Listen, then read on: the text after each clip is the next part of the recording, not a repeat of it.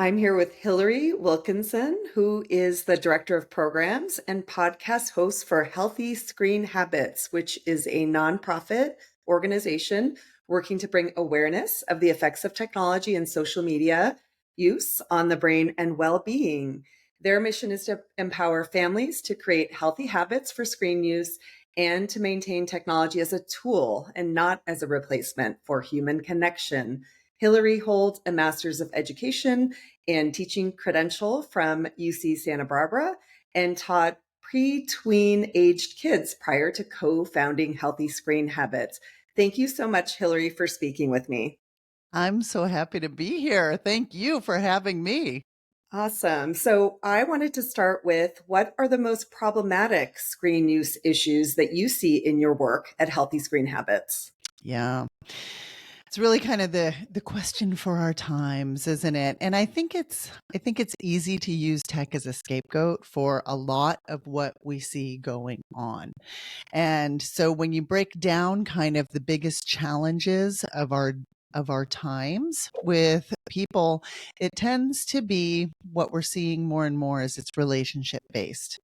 I mean, Surgeon General has come out with reports on the epidemic of loneliness and the effect that social media has been having on our kind of our youth, but you can't ignore the fact that it's happening with us as well, with adults as well. Um, so I would say that when we talk with parents, when we hold discussions, the greatest challenges always tend to be around connection and relationships. And that is why our mission statement is to make sure that we are pro intentional use of technology, and we Mhm. want to just keep tech in its lane. So we want to use it to continue relationship, to further relationships, but never be a dividing factor in them. I think a lot of parents and kids are having challenges discussing tech without a lot of emotion, and people in general are having a hard time connecting with one another. So, kind of putting the phone down, maintaining eye contact, doing the heartfelt communications will always win out. Yeah, we hear this a lot from our contributing experts, which is this theme of isolation. Like, Mhm. even though these things are supposed to be connecting us and keeping us together, they're actually doing the opposite, right? Like, in terms of human relationships, because one of our experts described it as skating on the surface, right? When it comes to connection. Right, right. And it's I can't remember who said it. I want to say maybe it was Sherry Turkle that said we've never been more together alone. You Yes. know, where it's like somehow you feel as though you're having all these connections, but we have to recognize that even though you and I are having this great conversation right here, if I was sitting across a table from you as opposed to being on screen here, my brain would be being flooded with different neurotransmitters, different chemicals that would enforce overall wellness and Mhm. connection, as opposed to what we're doing right now. I feel like I'm totally preaching to the choir because you're like the queen of dopamine, but I'm like, I I know I'm speaking your language because Yes. we cannot underplay the importance of taking the time for in-person connection, or I mean, maintaining those relationships. Yeah, the way we teach it to parents is it's a little bit more effort, obviously, but in addition to getting the dopamine, which you get from the screen tech and social media, if you're in person, you can also get the oxytocin, the feel good chemical, endorphins if you're doing something physical, serotonin. Like, there's so many things that we're not getting. So R- that's sort of the surface level if we were to look at the brain, right? The Right. comparison, so much more shallow and feels good in the moment, but you're just missing out on those deeper human connections and feelings and chemicals. When I work with very young kids, the way I describe it to them is I use the phrase, which has been in this field forever, of digital nutrition, Hmm. where if you are hungry You can eat a bag of Cheetos and stop feeling hungry. Yeah. But if you are to eat, I mean, but is it just, are you just feeding a calorie need or are you feeding a nutritional need?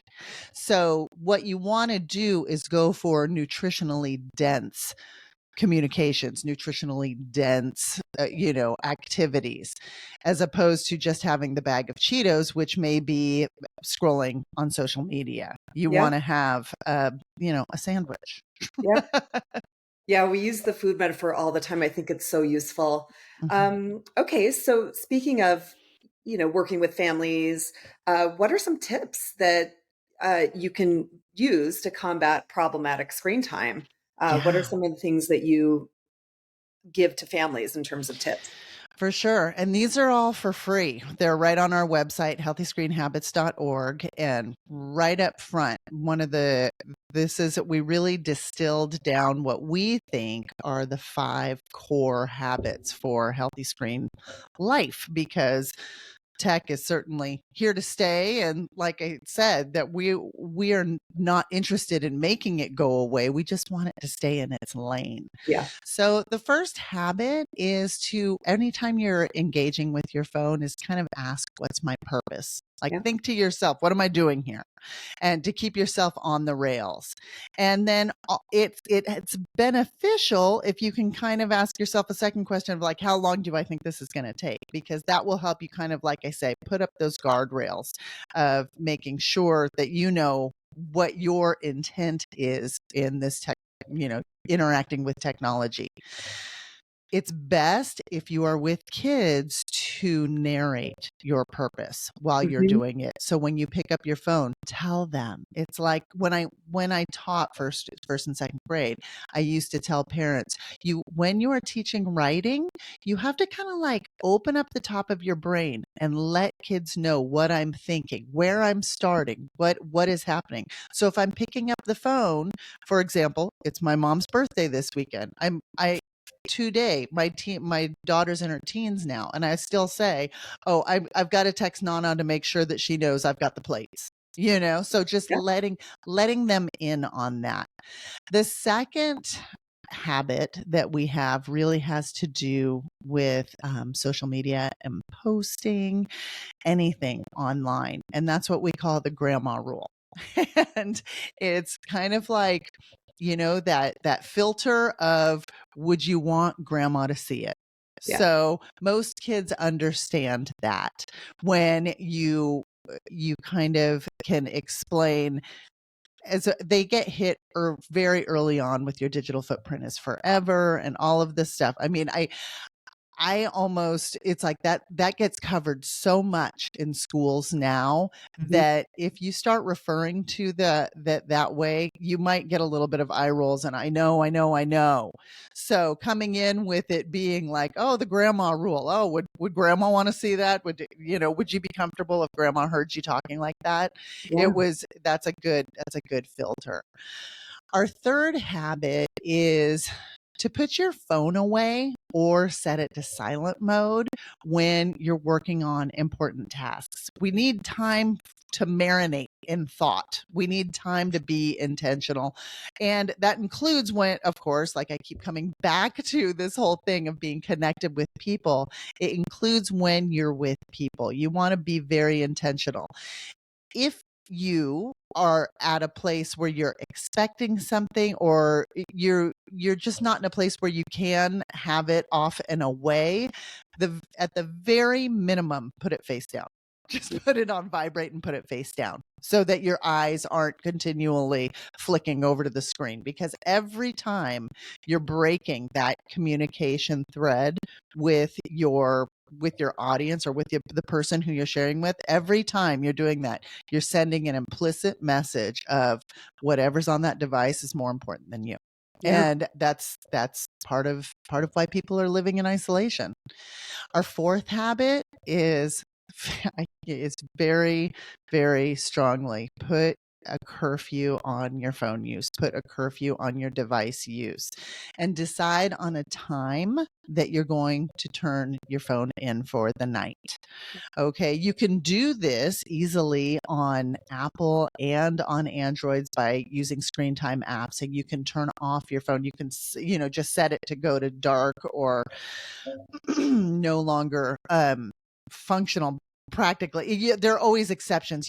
I can always have like my son call me. He lives out of state and all these things. There are always exceptions.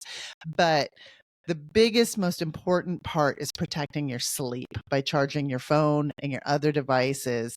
And we recommend the master bathroom. And that's because if you keep it in the master bedroom, there's a lot of notifications and pings and dings that will come through. You want to protect your own sleep as well as your family's sleep. And we do not recommend charging it having a family charging station in the kitchen or on the hall table or something along that, because we could spend the rest of our time together with me regaling anecdotes about very creative teenage thinking about walking out at 2 a.m. and finding somebody on the phone. So we recommend the master bathroom because it's it's an area that kids are going to respect and leave alone, and it protects your own sleep. So our fifth and final habit, which by no means this is not a completely exhaustive list. I mean, we could go on and on with healthy habits, but we wanted to narrow it down to bite-sized chunks. And our fifth habit is this is kind of the same thread of protecting your sleep, and it's no phones in bedrooms. And we want to keep phones and other connected devices out of bedrooms and out of bathrooms as well. Intimate things happen in these spaces, and we need to keep intimate places, sacred for those things. We do not want to invite the world in with you. So it's just a matter of safety, and it's a matter of protecting your sleep. We go into more of that, like I said, on our website, but basically, if you are concerned about online predators need two things to get to your children, and that is accessibility and vulnerability. And when they are by themselves, either late at night in bedrooms or by themselves in bathrooms, those ramp up exponentially. So just keep it protected, keep them out of bedrooms and bathrooms. There's so many those are packed with so many good tips, but they're also so simple. Thank you. I like that they're practical, but also I'm hearing a lot of etiquette tips, which is so, so important. One of the things that we remind parents of is this is the tiniest sliver in our modern evolution, right? Like the iPhone came out in 2008. And I mean, video didn't even come out till a few years later. This is nothing. Like even as parents, we're still navigating just basic etiquette, right? I mean, just simple things like you talked about putting your phone face down so that that person knows that you're connected to them and not the device. I mean, that is on such a basic human level. You lose that eye contact with the person you're talking about, whether or not they consciously know that, they're going to feel it. And I just love those practical ways, like, oh, just turn it upside down, put it away. It's so simple, but it solves that very basic form of human connection that can be lost when you've got that device in your face. So Right. I love that. And I like your emphasis on, like, when you consider the evolution of the human brain for Yeah, thousands of years here, and you're not going to override that in 15 years. exactly. Right. so so I think that is a critical component. For sure. Okay, so this is pivoting a little bit, but do you think smartphones and smartwatches should be allowed in schools? Ooh, hot topic. Yes. Hot topic. Okay. And it is crazy. There's a lot of pushback that we get on this question. And as you get pushback from parents as well as kids. Yep. And I think that in most school districts, administrators are committed to keeping cell phones off and away for K through 8 students. Mhm. But once kids enter high school, it appears to be a battle that kind of the administration is not and this is a sweeping statement, and it I mean, every district is different, but it seems as though there is less buy-in from administration and teachers. They have such compressed time that they have to get through things. To spend more time battling on putting phones away is a tricky thing, as well as a lot of parents anxiety levels go up during these times as well, where kids are much more independent, but they kind of want to make sure they can get in touch with them, and the parents want to have their have devices. So what we recommend is that there hopefully ought to be an away for the day type policy where Mhm. phones are not allowed to be out and in use. Um, this is for a variety of reasons. I think the most critical one being distraction, Yeah. which we could spend a very long time talking about the amount of times I've heard, I mean, the number of hours parents find their kids on YouTube in schools, or, and it gets into this very interesting thing of, kids will push back on what they think is more interesting because they feel that what they're watching on YouTube has actually more educational merit than what is being taught in class that day, and it Mhm. tends to be news feeds. And I mean, it's very interesting. I mean, they're very interesting points at which they come. That being said, I think it boils down to, at these ages, there are critical windows of development in which kids are being set up for successful relationship building, successful deep thought processing, and when we have devices that are out and distracting, it interrupts all of those things. So I think creating kind of a sacred spot of thinking, of discussion, of im- important intellectual areas that imparts to kids the value that we place on education, which Mhm. in the US we're overwhelmingly in a public school system. And, you as a taxpayer are paying for this kid's education. You already have a vested interest in this child's education. To know that your tax-paying dollars are now being flushed, or I can't even say, that sounds too judgmental. To know that your tax-paying dollars are being used to send inappropriate content and a number of memes, and watching what may or may not be reliable news feed that has not been vetted by any educational source. I don't understand why people are not more outraged by the tech in schools, Mhm. private Yeah, I mean, devices in schools. couple things come to mind as you're speaking. The first one is about boundaries, because you talked about that a lot in the screen habits, right? Where, it should be, to have a healthy relationship with technology, it should be okay to have boundaries or safe spaces where smartphones don't, I'll be specific because we're talking about smartphones, don't enter in, right? And like you said, I mean, it just seems like class should be maybe one of those logical places. And then the second thing, you touched on this a little bit, but I've heard from other digital wellness experts that talk about, often it's the parents that are pushing back on Mm-hmm. the policies.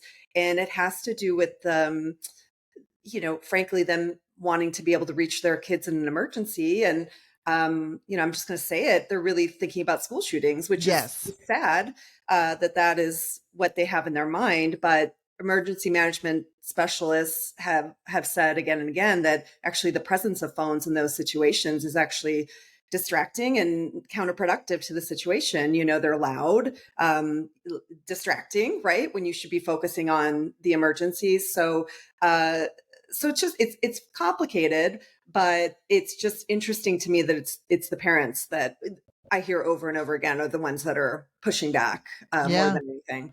Yeah. So And it's the convenience. It's the yeah, convenience of being able to tell your kid, oh, won't be able to, wait 20 minutes or go home with so and so. Or, I mean, and convenience will always win.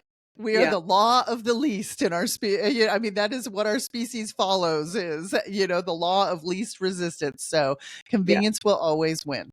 Yeah. And then the last thing on this topic, I'm sure you saw the Common Sense report that came out pretty recently where they surveilled young people's phone use, basically. And an overwhelming amount of time was spent on smartphones during the school day. And Oh, for most of that was sure. spent on social media.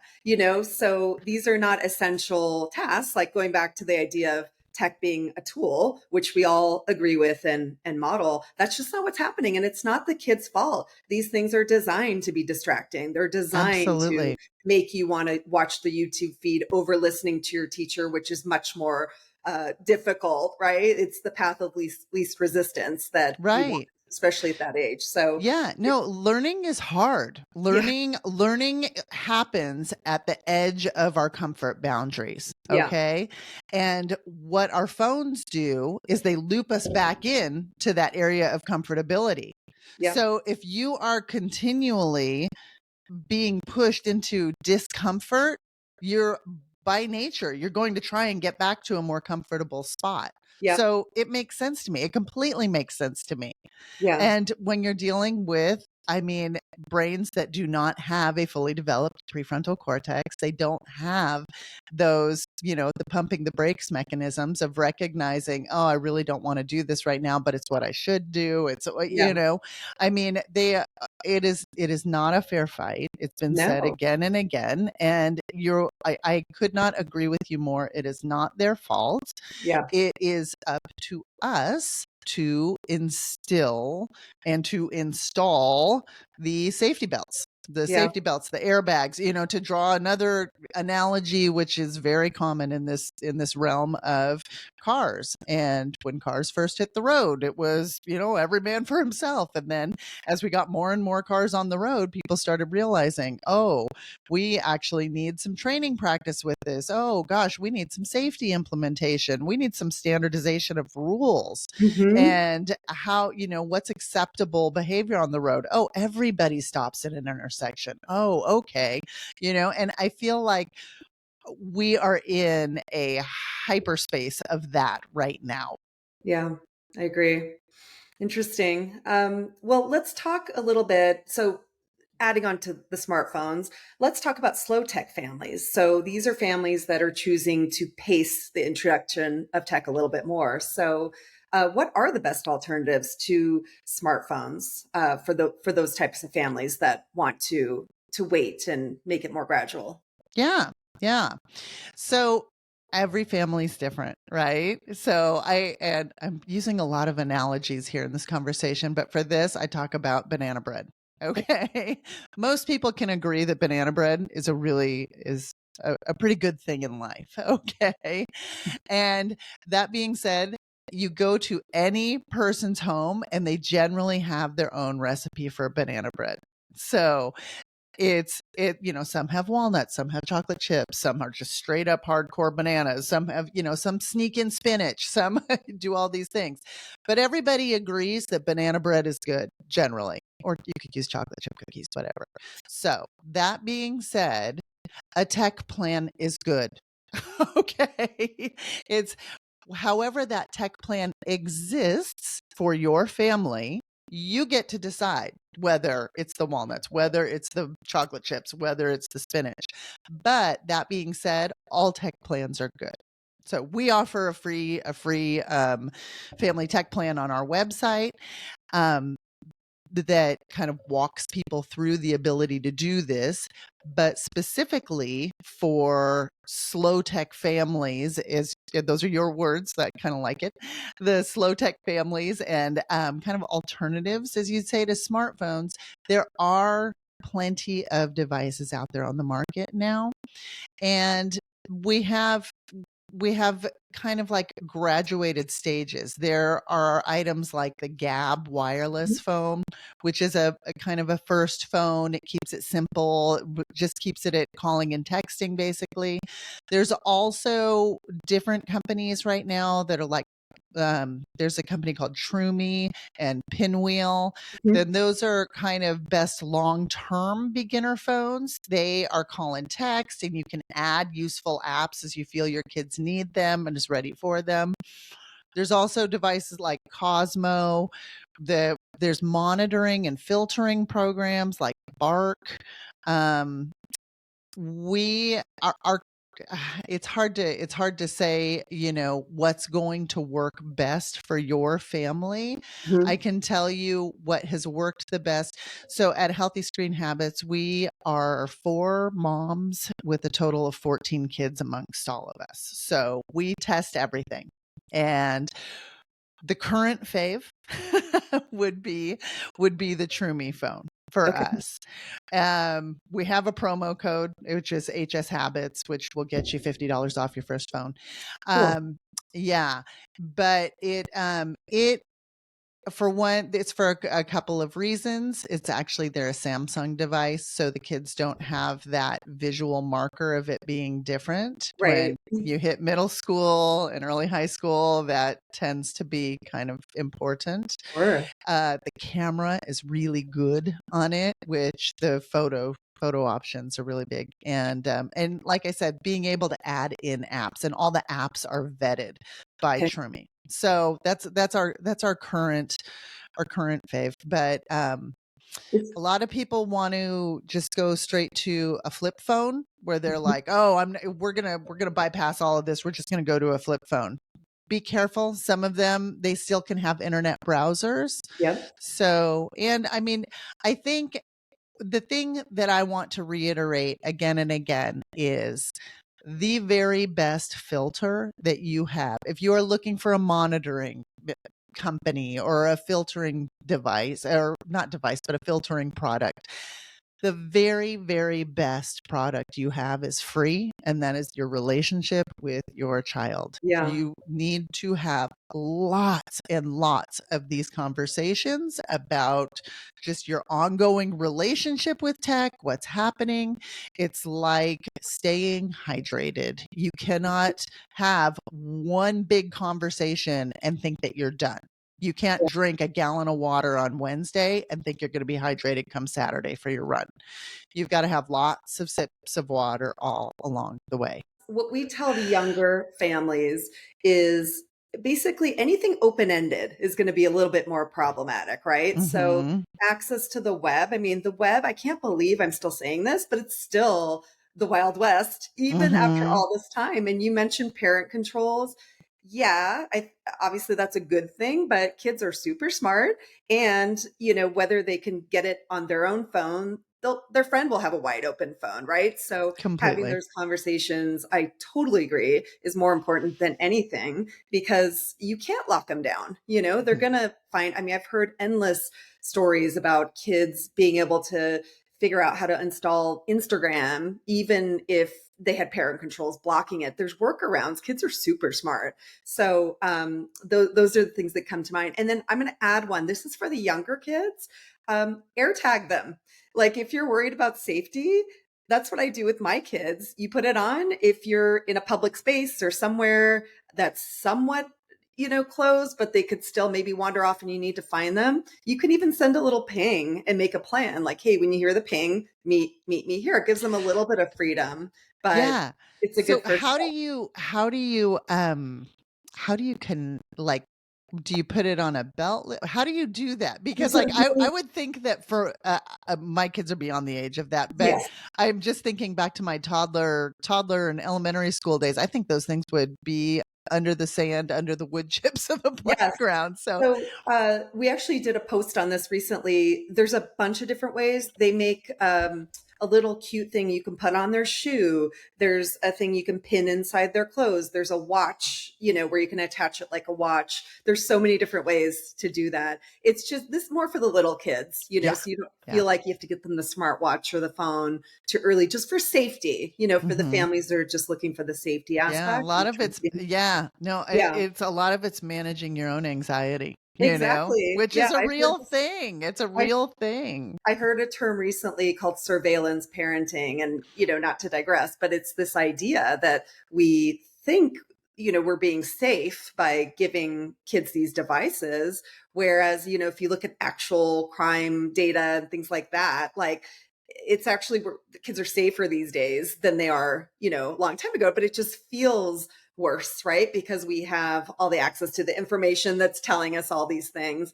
But often a lot of the crimes now are happening online, Oh, which, I was going to say the yeah, ironic part being is that you can be looking at your child on the couch, never realizing that the person who they think their quote unquote friend who they're yes, talking to on, say, Snapchat or something like that, is actually the person who's encouraging them to, hey, try this out. Hey, yep, and sadly getting drugs delivered literally to their door. yeah, So it's yeah. No, yeah, the Wild West analogy is very appropriate, and I like to remind people that the internet is a place. You would yeah, never take your 5th grader and drop them off on the corner of Hollywood and Vine at 11:30 at night.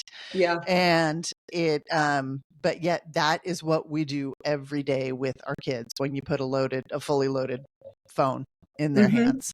Yeah. Okay, my last question, I want to circle back a little bit to screen tech in the classroom. This is one of the things when I speak to the parents of younger kids, the preschoolers, maybe they have a kindergartner, first grader, they're shocked that there is no consent for parents regarding the use of screen tech in the classroom. So now I'm not talking about the kids sneaking YouTube. I'm talking about ed tech, and I'm also talking about some of the games and YouTube content, things like that that's shown inside the classroom. So I just want to bring that up as a topic, and I wanted to ask you what parents could do to enact change inside of their own school if this is something that they're concerned with, which I haven't met one parent that isn't concerned with this.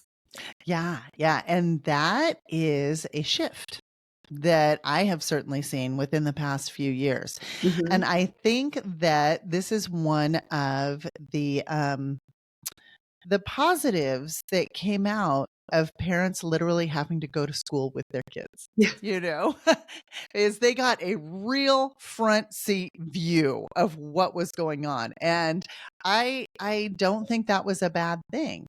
Now, there are certain schools that do have consent type agreements in place. They tend to be private schools. Hmm. Okay, at least in the US. And they have more philosophies that emphasize like developmental experiential learning. I'm talking like Waldorf and Montessori schools that Yeah. offer a lot more hands-on approach.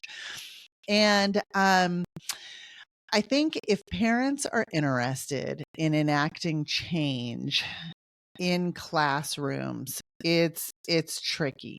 It's tricky because we you definitely want to approach it as an allyship, not as an adversarial role. And I think a lot of schools are they view tech like they view textbooks. Parents don't have to give consent each year for their child to use a textbook because it's adopted. It's a curriculum that's been adopted. And in an I think a lot of districts kind of just view, like, say, the use of Chromebooks, et cetera, as like bigger and better textbooks. So that, I mean, they're not setting out with an intent to harm. I mean, nobody goes into education at all because they are not wanting the very best for children. But that being said, I think if parents want to enact change in schools, they need to do a few things. They need to get involved. You need to establish relationships with your kids' teachers. And like I said, recognize this person is not an adversary, they're an ally. We're stronger when we work together. Your child will have a better educational experience if they're receiving similar messaging. So one thing that I recommend parents do in kind of gearing up for this discussion is familiarizing yourself and download. It's called the EdTech Triangle. It was developed by every school. And this tool is completely research based, and it encourages teachers to be in control of their curriculum by challenging themselves to kind of put their best pedagogical foot forward with determining what lessons truly need digital involvement. Like, can this be done in a different way? Are we, we talked about earlier, convenience typically always wins. Sometimes convenience isn't the best path forward. Yeah. You don't want to eat that bag of Cheetos when really you should be having a more balanced snack. Mhm. So and I think when you start kind of introducing that type of thought, another step that you can lead in with is there's an organization called Screen Time Action Network that has some really great sources in their Screens in Schools action kit. And that also would hold hands with that EdTech triangle. So I think if parents can kind of educate themselves a bit and, kind of come in with questions that like what questions will garner response without defense. I think Mhm. that's what we want to do. I mean, I think it's just, again, one of those things where it's brand new. Hmm. And I think because of COVID, which you alluded to as well, everything got fast tracked and pushed forward very, very quickly. So, but I agree. It's like there's a way you can say something, but the more parents that say something, right, then maybe there could be some policy surrounding that. Like we're starting to see smartphone policies at schools, which we didn't have, not that long Yeah. ago. Yeah. It could be a similar path forward where we're just all on the same page. Like we Yeah. should be on the same page as our schools. Tech has no boundaries. We need to all kind of get together on our policies and our ideas and our etiquette and everything else. Yeah. And to that end, I think, if school districts are issuing these devices, they absolutely have a responsibility of ensuring that the firewalls and protections are put in place to Yeah. protect the students. So you can find that out pretty quickly by reaching out to your district and just asking what safeguards are in place, and then you can test them on your Yeah. own child's devices. And my children's school district provides a parent app that lets parents see every website that their child has visited and control Hmm. content and time spent online with the device that comes home. So there's a lot of work to be done to raise awareness, not just with parents, but with school districts and the unintended consequences of tech. But I think that also can be reached by hiring organizations like yours and mine to Yep. to come in and provide workshops, give parents, tools and necessary conversational starters. And I think the more people that are doing what you and I do, the Yeah. more the more credibility it kind of lends this whole topic of digital wellness and our concern, which I think, like I said, with the Surgeon General's publications, it's there's no question that it is needed. It Hmm. is, which I mean, like I said, preaching to the choir here. Well, thank you so much for all of your amazing information. I feel like that was I just hope it jam packed. helped. I It hope was it jam helped. packed with so many Okay. great tips and advice and insights. And I just can't thank you enough for all the work that you guys do too, in helping families manage this really, really difficult situation. Oh, yeah. It's so hard for parents, and I think you guys make it easy with your tools and all the work that you do. So That's the goal. That's the yes, goal, is to yes. keep it just very easily comprehensible and easily adapted to fit your family's need, recognizing that every family has different needs. Thank you so much, Hillary. I really appreciate your time. Thank you. Thank you.